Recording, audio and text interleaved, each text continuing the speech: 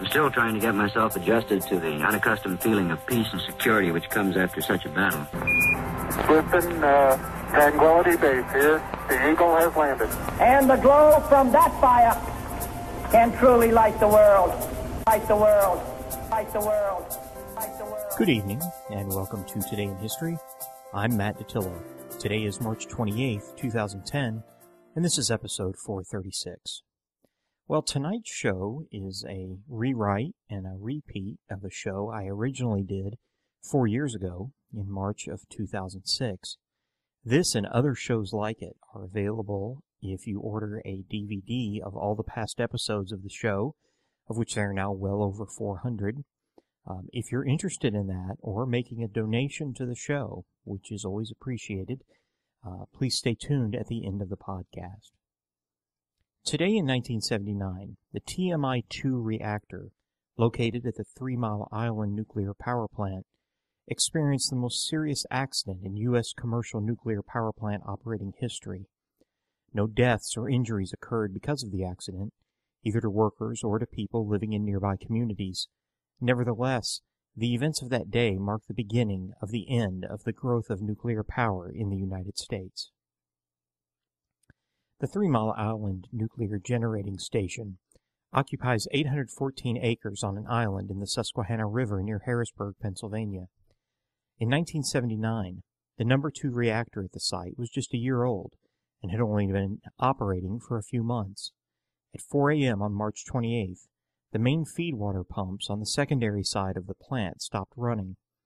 This prevented the steam generators, the giant heat exchangers that remove heat from the primary or reactor side of the plant, from removing heat. The reactor shut down, but pressure in the primary system began to increase. A relief valve opened to relieve the pressure. It was designed to close when pressure decreased to an operational level. However, the valve remained open, allowing primary cooling water to pour out of the reactor side of the plant. This exposed the core of the reactor, causing it to overheat. The reactor operators on duty, like ROs everywhere, could only react to what their instruments told them. In this reactor design, the water level in the core was determined by the pressure reading in the primary side of the plant. Since the pressure was high, it was assumed that the core was still covered with water. In fact, 1/2 of the fuel pellets in the core were already melting. This is what is known as a core meltdown.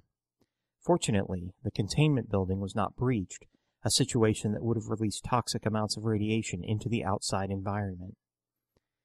There were other concerns which arose over the next 3 days that were serious enough to cause the governor of Pennsylvania and the chairman of the Nuclear Regulatory Commission to call for an evacuation of those most vulnerable to radiation within a 5-mile radius of the plant. Studies over the years have shown that no significant damage was caused by the small amount of radiation released during the crisis. Despite this, the accident led to a re-evaluation of training and safety standards at all nuclear power plants in the United States. But no amount of redesign and retraining would curtail the psychological damage done to the American public in its opinion of nuclear power. Support for nuclear power dropped 20%, to a point where less than half the population supported the building of more nuclear plants. Of the 129 plants that had been approved at the time of the accident, only 53 were ever completed. It can be argued that nuclear power was already in danger in the late 70s due to inexpensive oil and a nation that was already beginning to forget about the oil embargo just a few years earlier. If this is so, then 3 Mile Island helped to nail the coffin shut. Today, TMI-1, the first reactor at 3 Mile Island, continues to operate.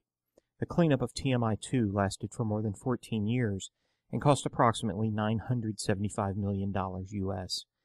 In the end, it was determined that a few simple water level gauges, already standard on some designs, would have prevented the accident. Those of you who are long listeners to the podcast know that I trained as a reactor operator in the Navy. The Navy has a more than 50-year-long tradition of operating nuclear reactors without an accident, both at sea, and on land. Since the accident at 3 Mile Island, reactor design, while essentially remaining unchanged, has changed radically in terms of safety design, simplification of the reactor designs, and actually there are some radical changes coming in the future with reactor design that'll make them even more fail-safe than they already are. There's a misconception that during a nuclear accident at an electricity generating nuclear reactor that there could be some type of explosion. That's simply not the case, at least not a nuclear explosion. The danger is in the release of radioactivity into the atmosphere, which at 3 Mile Island happened in very small amounts. Well, that's it for the history this evening. As I mentioned earlier, if you're interested in ordering a DVD of past episodes or of donating to the show, which is always appreciated because I would remind you that this show is done at the sacrifice of other things, including work, please visit the website at mattstodayinhistory.com, where you'll also find a transcript of past episodes of the podcast. You'll find me on Facebook if you search under Matt Dattilo. That's MattDattilo. I am the Matt Dattilo in the Louisville, Kentucky network. Well, thank you very much for staying subscribed, and have a good evening. We'll talk again soon.